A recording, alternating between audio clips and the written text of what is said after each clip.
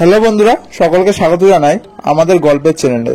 আজকে আমাদের গল্পের চ্যানেলের উপস্থাপনা হলো গোপাল ও মৌলবী। গল্পটি হয়ে চলেছে অত্যন্ত সুন্দর এবং মনোমুগ্ধকর। চলো বন্ধুরা, দেরি না করে আজকের গল্পটি শুরু করা যাক। Let's start. গোপাল ও মৌলবী। শেখ আমির শাহ খুব বিচক্ষণ মৌলবী ছিলেন। হিন্দু শাস্ত্রেও তার বেশ দখল ছিল। তারই জোরে গোপালকে তিনি অনেক সময় ঠকাবার চেষ্টা করেন।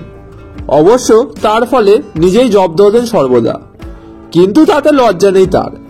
বারবার গোপালকে ঠকাবার চেষ্টা করেও বুদ্ধিমান গোপালকে কোনো মতে ঠকানো যায় না, বরং শেখ আমির শাহই বারবার ঠকেন।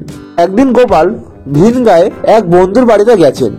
শেখ আমির শাহ সেই বন্ধুর বাড়িতে সেই দিন নিমন্ত্রিত। গোপাল গিয়ে বন্ধুর বাড়িতে পৌঁছে দেখেন শেখ আমির শাহ ভোজনে বসেছেন। গোপাল জিজ্ঞাসা করলেন, কি খাচ্ছেন মৌলবী সাহেব? শেখ সাহেব শাস্ত্রের মারফত রসিকতা করবার লোক সামলাতে পারলেন না। এবার বললেন, এই যে গোপাল, তোমাদের অবতার ভোজন করছি। তিনি মাছ খাচ্ছিলেন এবং মৎস্য হলো 10 অবতারের প্রথম অবতার। গোপালেরও শাস্ত্র জ্ঞান বেশ প্রখর, একথা শেখ সাহেব বেশ ভালোভাবেই জানেন।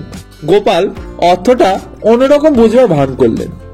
তিনি বললেন, অবতার? তৃতীয় অবতার নিশ্চয়ই। শেখ সাহেব তোবা তোবা করে লাফিয়ে উঠলেন ভোজন ত্যাগ করে।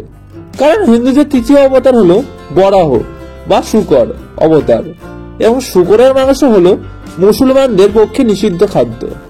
বেশি জব্দ হয়ে সেদিন শেখ সাহেবকে উপসে থাকতে হলো, কারণ তিনি সেদিন আর কিছু খেতেই পারলেন না। এদিকে গোপাল বন্ধুর বাড়িতে বেশ পেট ভরেই খেয়ে মুচকি মুচকি আস্তে আস্তে বিদায় নিলেন। এবারও শেখ সাহেব ভীষণ জব্দ। তিনি খুব ব্যথিত হয়ে মনে মনে প্রতিজ্ঞা করলেন, আর কোনোদিনও গোপালের সঙ্গে খারাপ রসিকতা বা খারাপ ব্যবহার করবেন না। বন্ধুরা, একেই বলে হয়তো অতি চালাকের গলায় দড়ি। কারণ মৌলবী সাহেব কষ্টই বলতে পারতেন যে তিনি মাছ খাচ্ছেন, কিন্তু তিনি বলতে গেলেন প্রথম অবতার। সেরকম গোপাল ও মার প্যাচের খেলায় মৌলবী সাহেবকে পুরো ভোঁ করে দিয়েছিলেন। বন্ধুরা, গল্পটি কেমন লাগলো অবশ্যই কমেন্ট করে জানাবেন। দেখা হচ্ছে পরবর্তী ভিডিওতে। ততক্ষণ ভালো থাকুন, সুস্থ থাকুন, আমার চ্যানেলের সাথে সর্বদা যুক্ত থাকুন।